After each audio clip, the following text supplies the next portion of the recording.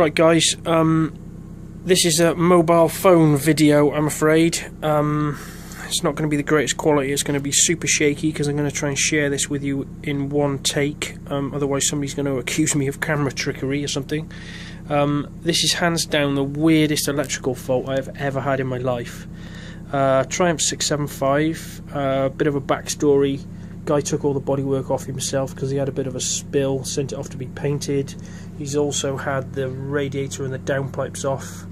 I think there was some welding going on the downpipes, so he took them off and sent them away somewhere. Issue is it's electrically completely dead, so he called me out. He charged the battery up, which might have something to do with this. Anyway, electrically dead, came out to it.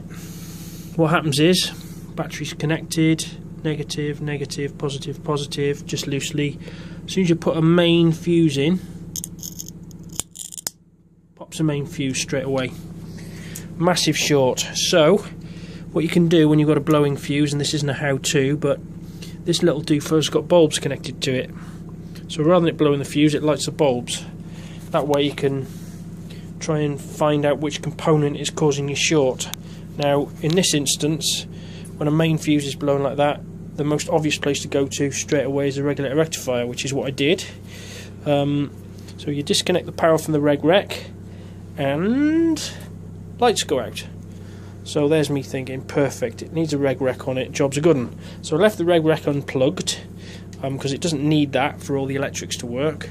Put a fuse in, still nothing, completely dead. In fact, the only thing I had was a headlight, high and low. So then I thought, well, it's not responding to the alarm's not responding, must be the alarm system. So I got to a point where I disconnected the alarm and I was doing some measurements and looking at wiring diagram to find out how to bridge the alarm system. And then I noticed something really strange. So over here I've got my meter. So I was just, apologies for the shaky video, it's just going to be this way, you're going to have to bear with it if you're interested in this. So I put the meter on the battery like that. Notice anything strange? Minus 12 volts. Now I must confess I didn't notice the minus to start with. I only noticed it, I was doing some measurements and getting some continuities between the ECU and the alarm plug and stuff, and then I noticed it was minus and thought, well, that's weird, that must just be my meter, some sort of setting in my meter. So I had a look through the settings, couldn't find anything. So then I went and got myself a little pen cell battery. Now I don't know how this is going to work. Let me rest you up there. So get the minus, get it the right way around. So that's minus and that's positive, like so. Wow, so hard with one hand. And then looked on my meter, no minus, so there's nothing wrong with the meter. So surely it can't be reverse polarity on the battery. I've never seen that. I didn't even think that was physically possible with a lead acid battery. So then what I did, I thought, right, I'll prove my theory. So get the battery out like that. I might have to put a couple of cuts in this video. If I do, I apologise. I'm going to try and do it in one hitting. So I've got some test leads here, and I've got a diode on one of them, which you all know will only flow current in one direction. I'm going to use my bulbs and I'm going to connect them to one end. Right, hang on a minute, this probably isn't going to look very great, and hopefully you'll still be able to hear me.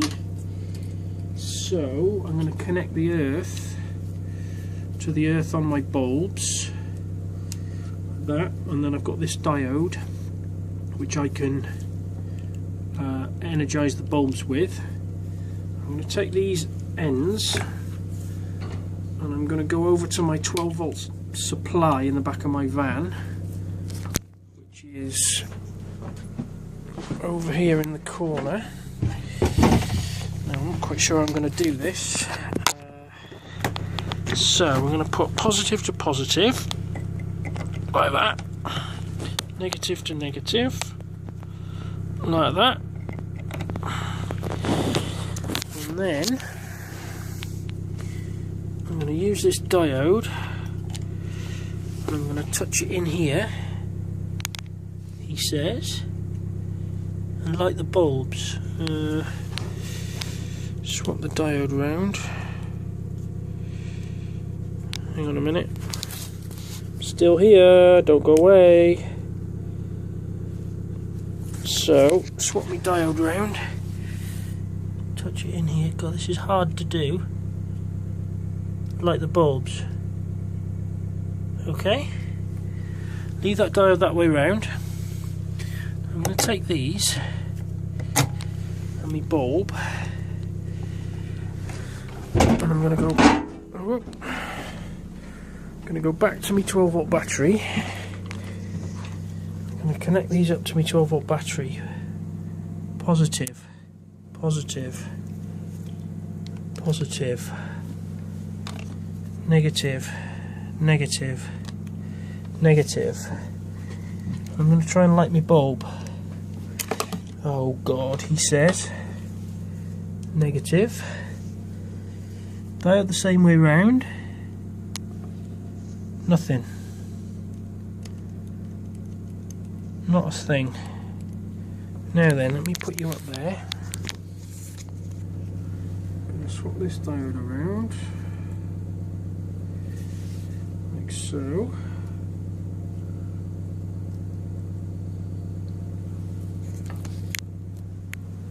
And it works. This battery has reversed its polarity. How bizarre is that? I've never ever seen that. I didn't even know it was possible. And apparently this is the battery it's always run on. So this is a serious mystery. If any of you got any kind of theories, or is it possible for maybe this to go completely flat and then be hooked up to a charger, reverse polarity and charge back up? I thought the physical makeup of the battery, i.e. the plates, determine the polarity. Anyway, perhaps you've got some comments. I'd really like to hear what you guys think. How bizarre.